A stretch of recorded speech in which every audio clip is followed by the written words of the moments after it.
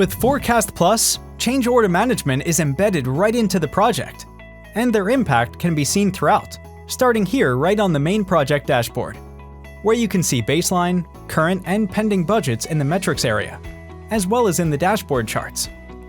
Changes are managed in the Change tab, where there is a list of all the change orders to date for this project, and where you can create new change orders as needed.